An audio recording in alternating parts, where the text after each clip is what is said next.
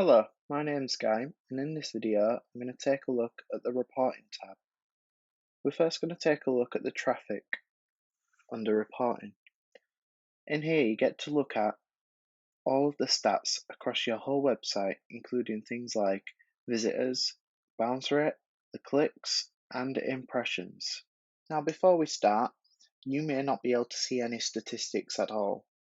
And the reason for this is because it will be asking for you to add your Google My Business account and add your Google Search Console account. And if you're not sure how to do this, we at Boom Solutions are more than happy to help you with that. Our contact details will be listed at the end of this video. Once all that's completed, we can get back to the statistics. And I'll first start by talking about the bounce rate. The bounce rate is the percentage of visitors in which person leaves your website after only viewing one page. And the clicks are the total number of clicks to the website from Google search during the latest time period selected. And the impressions is the total number of impressions the website had in a Google search during the latest time period selected. And these stats can be different depending on the dates that you have chosen. By clicking the box next to where it says compare dates, choose your specific dates that you want to cover and then click apply. Now if you scroll down, you'll be able to see your website visitors graph. This graph shows you the amount of visitors that you've had throughout the time that you've selected, and it tells you where your ups and downs are throughout the month so that you know where you're doing the best. Now we're going to scroll down. Now you should be able to see your clicks and impressions graph, which is similar to the last graph, except it shows you the clicks and impressions throughout the month that you've selected, and it will color code those in blue and purple. And like the last graph, it shows you your ups and downs and where you did well throughout the month and where you didn't. Now we're going to scroll down a bit more. Now you should be able to see some more stats like your top traffic sources, top countries, and top cities. The top traffic sources are things like your direct visits, your organic visits, your referrals, and from social media. And the top countries covers things like all the countries that you're doing very well in and the amount of visits that you get from those countries. And top cities covers all of the cities that you're getting the most visits from. Now let's scroll down a little bit more and you'll be able to see the top devices. This covers all of the devices that you're doing very well on. For example, desktop, mobile, and tablet. And it'll show you that in a bar graph. The bars will go across the page and they're color coded purple, green, and blue. And to the right of the page is the top referrers. The top referrers are all the websites that have referred your website via a link, and it shows you all of the people that have clicked that link and have been brought to your website. Now we're going to take a look at keyword positions. To find this page, you need to go to Reporting and then Keywords. This feature is incredibly important because it helps you understand where your keywords are ranked on Google. To understand this sheet, you want to first look at the left side. The left side is all of the keywords that you set in your strategy, and the URL tells you which page that your keyword is currently ranked on, providing that you have actually added the keyword to a URL. It tells you what the current ranking is on Google, what the previous ranking was on the previous day. It tells you the last week's ranking, the last month, and it tells you the search volume, which is how many people actually searched for this keyword during that time. Now we can take a look at analysis.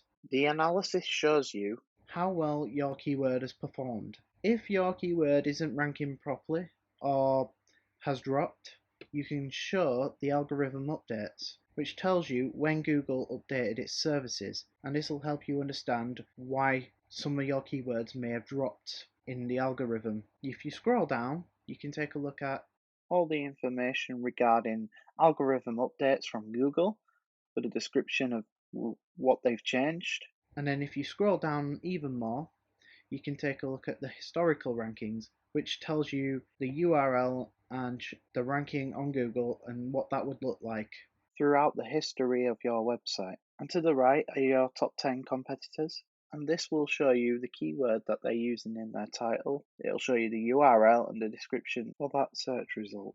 Now let's head back to the keyword positions page and then click the button at the top named average ranking, which will show you a line graph of how well all of your keywords have ranked over time. So you can now take a look at the competition. So let's take a look at the keyword adobe.com. You can click on these. It tells you which keywords they have in common with you, what position their keyword is on Google, and the URLs for where those keywords are used. And this is all here to give you a better analysis of all the keywords that other people use to further improve your SEO strategy. You can also check your untracked keywords. So if you click that, it tells you all of the keywords that you currently don't have tracking. Now let's take a look at the report builder. In here you'll be able to design and create a report with all of your SEO information on there. It puts it in a really nice, easy to understand document. And to do this, you want to start by clicking Create a Report. You can either start from a blank, from a template, or clone an existing one. We're going to start from a template. And what you want to do from here is choose the one that is relevant to you. So there's an expert report, which is a more detailed version of the reports that we have. There's a light version, which gives you a more brief version of your SEO performance and data. And then there's a digital marketing report, a monthly report, and an SEO report, which is our basic one. We'll start with an SEO expert report. Then click Next, then enter your title, which in my case will be Photography SEO. Then you want to choose your paper size, then the page orientation. You can choose the font that's going to be shown across the whole document, and then choose the date format, and then select the range of dates that you want the form to cover. I'm going to use the whole month of August. Then you can choose a colour scheme that you want to be implemented across the whole document. I'm going to go for purple. You can choose more than one colour, and what it'll do is it'll randomise those colours across the page and just make it look clean.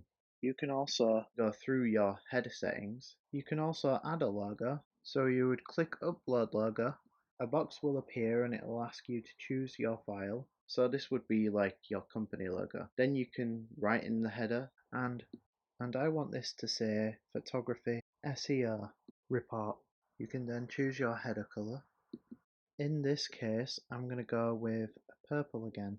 You can also change the colour of the header text, but in this case I'm going to keep that white. You can change the font, and you can also include the date range. As for the footer, all of the settings are the same as the header settings. All you need to do is fill out all the sections and then click Create. And the tool will create a report, and then you can click Go to Report. You can now edit the whole document that the tool has created for you. Here is all of the information that the tool's created, and it's all customizable. We'll first start by taking a look at the top buttons. If you feel like you needed to change your mind about the dates that you chose, you can do that here and apply them, and then the document will adjust to those dates. You can change the page order by clicking here and then clicking move down or move up depending on which pages you want in which order, and then you click update, and then you can download the document as a PDF or you can preview it in the browser. You can also schedule a report. So what this does is when you click on it, you can choose when you want the report to actually be created and the frequency you want this report to be created in.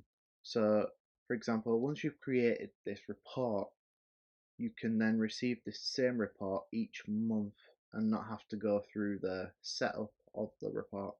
But before you do that, I suggest you go back and take a look through the document itself, and you can customize this whole document. For example, if you click the pen in the left side of the menu, you can change different aspects of the page. For example, this bit, the website, and you would enter your website here.